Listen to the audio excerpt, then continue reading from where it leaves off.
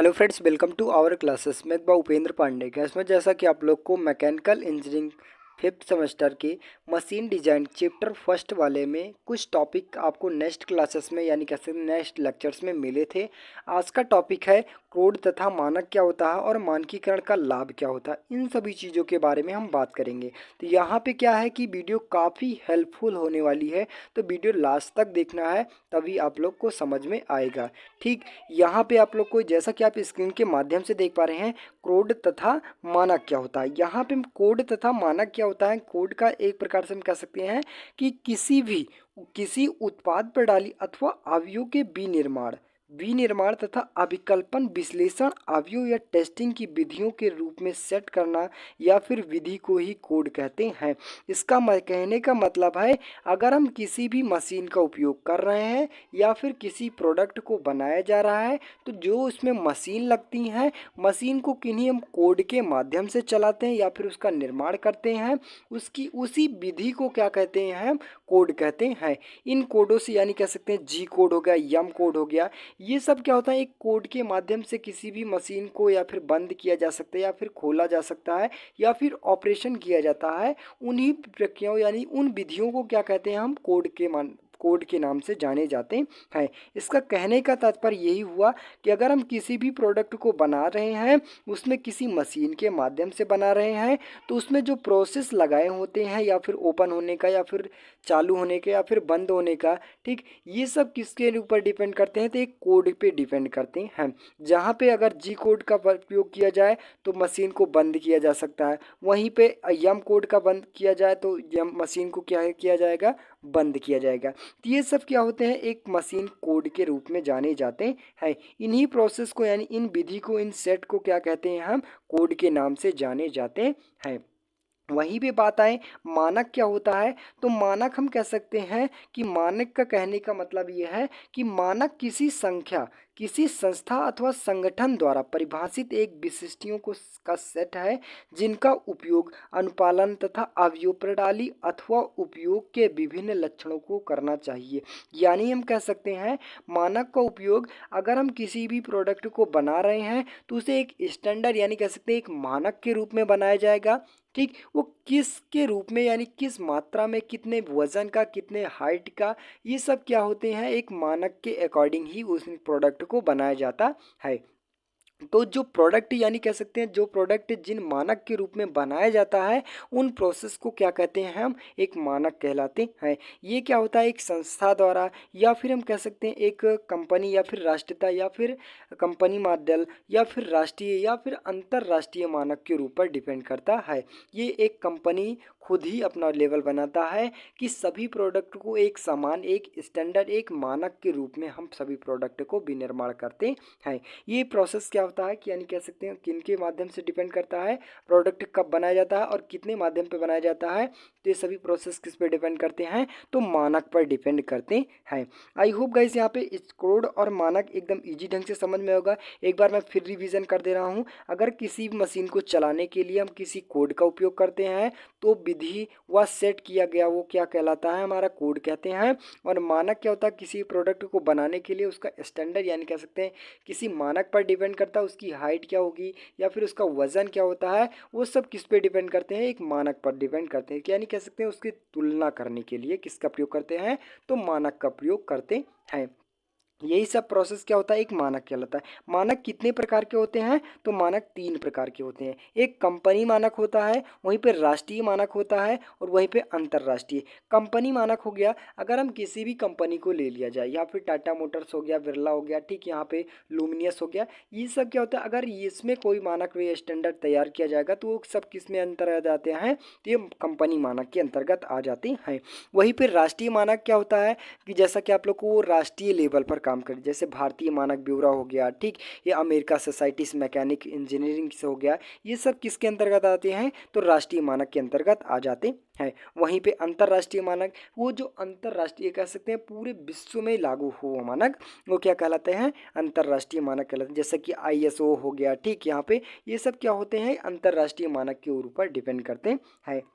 वहीं पे नेक्स्ट बात करें तो मानकीकरण के लाभ कौन कौन से होते हैं। तो मानकीकरण का लाभ सबसे पहले मोस्ट इंपॉर्टेंट है, इसके सकल लागत में कमी होती, यानी हम कह सकते हैं कि एक स्टैंडर्ड यानी मानक के ऊपर डिपेंड करता है। अगर किसी भी प्रोडक्ट को बना रहे हैं तो उसमें जो अनावश्यक पदार्थ हो जाते हैं वो कमी हो जाती है, यानी कह सकते हैं उन्हें अनावश्यक पदार्थ नहीं लगाए जाते हैं। इनसे क्या होता है कि जो उसकी लागत होती है उसमें सबसे बड़ी मोस्ट कह सकते हैं उसमें बहुत ज़्यादा कमी होती है। ठीक, जिससे हमें क्या होता है कि हमारा प्रोडक्ट का भी नुकसान नहीं होता है और ना हमारा समय कम लगता है, यानी कह सकते हैं समय भी कम लगता है और मुझे लाभ भी होना यानी कह सकते हैं लाभ भी ज़्यादा होता है। वहीं पे नेक्स्ट बात करें तो अवयव के अंतर विनिर्मात संभव हो सकता है, अंतर विनिर्मिता संभव होता है, यानी कह सकते हैं जिसमें कठोरता होती है और आसानी से बनने वाला भी हो सकता है। एक किसके ऊपर डिपेंड करता है, तो एक मानकीकरण के ऊपर कह सकते हैं, मानक के ऊपर डिपेंड करता है। नेक्स्ट वहीं पे बात करें तो अवयवों को आसानी तथा शीघ्र से बदला जा सकता है। इसका मतलब कहने का मतलब ये हो गया, अगर हम किसी भी प्रोडक्ट को किसी मानक के रूप में बना रहे हैं, अगर मानक हमारा एक सटीक कह सकते हैं सटीक रूप से बनाया गया है, अगर मानक में कोई भी चेंजेबल कर सकते हैं तो क्या करते हैं प्रोडक्ट में भी चेंजेबल कर सकते हैं। इससे क्या होता है कि हमारा ये फ़ायदा होता है, अगर हम किसी भी प्रोडक्ट में अचानक परिवर्तन करना चाहते हैं तो मानक पर परिवर्तन कर देंगे तो हमारा प्रोडक्ट यानी बनने वाला प्रोडक्ट में परिवर्तन हो जाता है। नेक्स्ट वहीं पे बातें करें तो यहाँ पे इसमें कभी कभी सुरक्षा भी सुनिश्चित कर दिया जाता है। अगर किसी प्रोडक्ट को एक मानक के रूप में बनाए जाएंगे तो यहाँ पे हमें पता होगा कि यहाँ से यहाँ तक इतनी गैपिंग की जाएगी, फिर उसके बाद इतना प्रोसेस होगा। यहाँ पे ये क्यों किया जाएगा कि इसमें जो सुरक्षा यानी कह सकते हैं इसमें तनाव हो सकता है या फिर हम कह सकते हैं इसमें घिसावट घर्षण भी हो सकता है। इन सभी प्रोसेस को यानी कह सकते हैं मानक के रूप में बनाया जाएगा तो इन सभी प्रोसेस को यानी समझाने के लिए या फिर छोड़ने के लिए बहुत आसानी होती है, यानी कह सकते हैं उसको सुरक्षा सुनिश्चित हो जाता है। नेक्स्ट बात करें वहीं पे तो यानी कह सकते हैं यहाँ पे इंजीनियरिंग पदार्थों के यांत्रिक गुण कह सकते हैं, जो यहाँ पे मैकेनिकल प्रॉपर्टी होती है ये कौन कौन से होती है।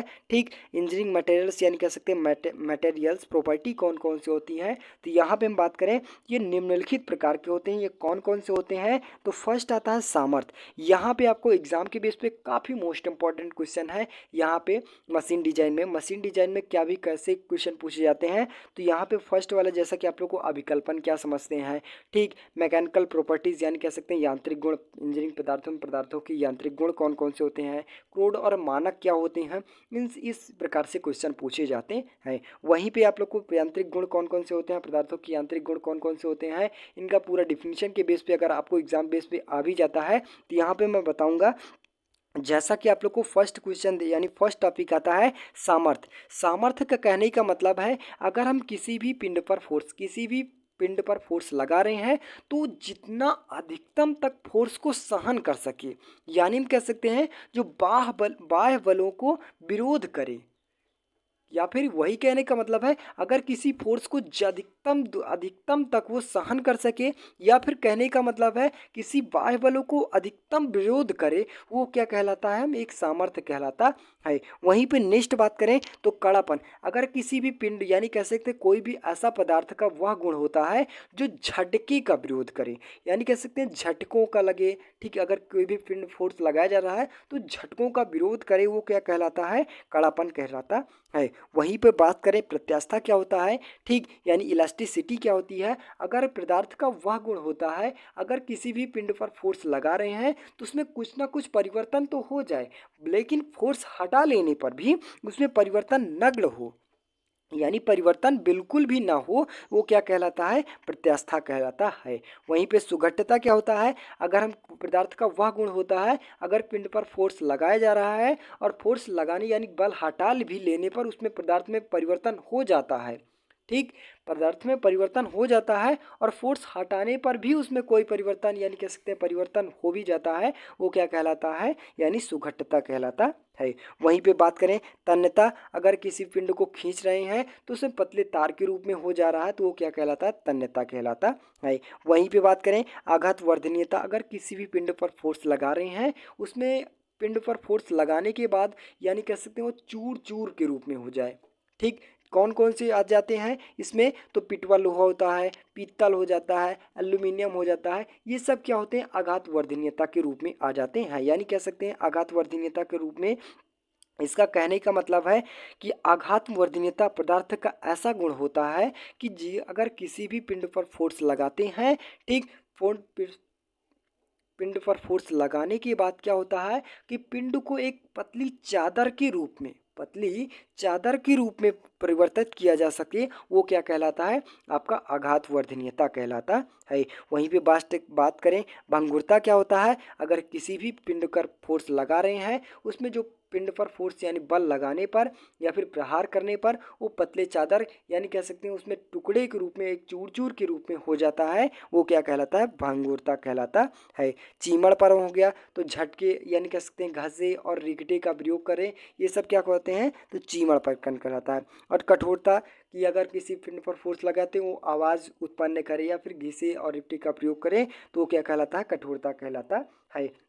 वहीं पे फटिंग की बात करें तो फटिंग अगर किसी भी पिंड पर फोर्स लगाए जाते हैं तो बार बार उसमें प्रतिबल यानी कह सकते हैं विभिन्न प्रकार के प्रतिबल उत्पन्न होते हैं, और उसमें कोई आकार में कोई कह सकते हैं उसमें गड़बड़ाहट होती है या फिर परिवर्तन होता है। तो जो परिवर्तन होने के कारण अगर पिंड खराब भी हो जाता है तो कहने का मतलब क्या होता है, उसमें फटिंग हो जाती है। आई होप गाइस यहाँ पे जो पदार्थों के यांत्रिक गुण बताए गए एकदम ईजी ढंग से आप लोग को समझ में आ गया होगा। ठीक, जितने भी प्रोडक्ट यानी कह सकते हैं पिंडों के यांत्रिक गुण बताए गए एकदम इजी ढंग से समझ में आया होगा। वहीं पे नेक्स्ट बात करें तो यांत्रिक अभिकल्पन में चयन का यानी पदार्थों का चयन किस प्रकार से किया जाता है, यानी selection of materials in machine mechanical design. किसी भी अभिकल्पन का पदार्थ किस प्रकार से चयन किया जाता है, तो सबसे मोस्ट इंपॉर्टेंट है यहाँ पे सबसे पहले हम दिखाएंगे तो पुर्जे या अवयव के लिए एक निश्चित आकार का अनुसार, यानी कह सकते हैं अगर किसी भी प्रोडक्ट को यानी किसी भी पिंड को या फिर मशीन को बना भी रहे हैं तो उसमें जो एक प्रकार से पदार्थ का प्रयोग किया जा रहा है तो पुर्जों के आकार के अनुसार होना चाहिए, सही ढांचे के आकार के होना चाहिए, सबसे मोस्ट इम्पॉर्टेंट। वहीं पे बात करें नेक्स्ट टॉपिक पे यानी कह सकते हैं सेकंड पे, तो पुर्जे या अवयव के कार्यशील होने पर उत्पन्न दशाओं में अपनी आकृति की बनाए रखने की क्षमता होना चाहिए। पदार्थ का इस प्रकार से चयन किया जाए, अगर किसी भी पार्ट को बना भी रहे हैं तो उसमें कुछ ना कुछ अगर घिसावट भी होती है, अगर किसी भी प्रकार के फोर्स लग रहे हैं तो उसमें क्या होता है कि अगर इस प्रकार से पदार्थ का चयन किया जाए कि उनमें जो परिवर्तन यानी फोर्स लगाने जाने पर भी उसमें कोई परिवर्तन ना हो, ऐसे पदार्थ का चयन किया जाना चाहिए। वहीं पे नेक्स्ट बात करते हैं तो चयनित पदार्थों में आवश्यकता अनुसार घीसन प्रतिरोधी, चीमड़पन और झटकों को सहन करने वाला होना चाहिए।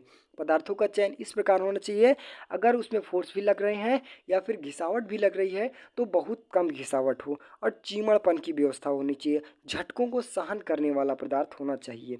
वहीं पे नेक्स्ट बात करें तो विद्युत यंत्रों के लिए ऐसे पदार्थ का चयन किया जाए, विद्युत हस्त औजार से विद्युत कुचालक का गुण होना चाहिए। अगर हम किसी पार्ट को किसी भी पार्ट में लगा रहे हैं, अगर उसमें विद्युत यानी कह सकते हैं इलेक्ट्रिक का प्रयोग या विद्युतीय यंत्र का प्रयोग किया जा रहा है तो पार्टों में कह सकते हैं कुचालक के रूप में ऐसे पार्ट यूज किया जाना चाहिए, उसका चयन किया जाना चाहिए किसी भी अभिकल्पन में। वहीं पे नेक्स्ट बात करें तो चयनित पदार्थों आसानी से उपलब्ध होना चाहिए। अब हम इसकी बात करें तो अगर हम किसी भी मशीन या किसी भी प्रोडक्ट को बना लेते हैं और प्रोडक्ट बनने के बाद क्या होता है कि कुछ ना कुछ प्रोडक्ट हमें कुछ ना कुछ पार्ट उसमें कमी हो जाती है, पार्ट को इस प्रकार से चयन किया जाना चाहिए कि बाजार में आसानी से मिलने वाला होना चाहिए, ना कि आपका आधा प्रोडक्ट बन गया, क्या पता लगा कि प्रोडक्ट खत्म हो गया यानी कह सकते हैं कच्चा पदार्थ खत्म हो गया और पूरे बाजार में सर्वेक्षण यानी कह सकते हैं उसमें ढूंढ लिया गया और पदार्थ नहीं मिल रहा है। तो इस प्रकार से चयन नहीं किया जाना चाहिए कि किसी प्रोडक्ट को एक बार मिल जाए फिर दोबारा मिलने का चांस ही ना हो, तो ऐसे प्रोडक्ट नहीं चयनित किया जाना चाहिए। वहीं पे नेक्स्ट बात करें तो चयनित पदार्थों का मूल्य कम होना चाहिए। हम बात करें अगर किसी भी प्रोडक्ट को यानी किसी भी कह सकते हैं पार्ट को बना रहे हैं तो उसमें प्रोडक्ट जो भी कच्चा पदार्थ लग रहे हैं, किसी भी मशीन लग रहे हैं, इस प्रकार से प्रोडक्ट लगाया जाए कि उसमें जो मूल्य है बहुत कम लगाया जाए। अब बात करें कि आपका प्रोडक्ट बनने वाला 50 रुपये में रख दिया गया और उसमें जो मटेरियल्स लग रहे हैं वो 70 रुपये या फिर 35 रुपये, तो फ़ायदा ही क्या होगा कि आपको प्रोडक्ट बेचने में। तो इस ऐसे प्रकार का चयन किया जाने यानी किसी प्रोडक्ट को चयन किया जाना चाहिए कि जो उसका मूल्य हो यानी पदार्थों का मूल्य हो बहुत कम ही हो। ठीक। आई होप गाइस यहाँ पे आप लोग को यांत्रिक पदार्थ में जो पदार्थों का चयन होता है एकदम इजी ढंग से समझ में होगा। और वहीं पे यांत्रिक गुण, पदार्थों के यांत्रिक गुण कौन कौन से होते हैं, और मानकीकरण क्या होता है, और मानक क्या होता है, और कोड क्या होता है, इनके बारे में आप लोग को पूरा विधिवत सही ढंग से समझाया गया। और आई होप कि समझ में आया होगा। तो बस गाइज आज के लिए इतना ही। अगर वीडियो अच्छी लगी हो, चैनल पर नए हो, चैनल को सब्सक्राइब कर लीजिए और बेल आइकन जरूर प्रेस कर लीजिएगा। इससे क्या होता है कि किसी भी प्रकार की वीडियो अपलोड होती है या फिर बनती है तो उसकी नोटिफिकेशन आप तक जरूर पहुंच जाए सके। तो बस गाइज आज के लिए इतना ही। मिलते हैं नेक्स्ट वीडियो में, तब तक के लिए जय हिंद।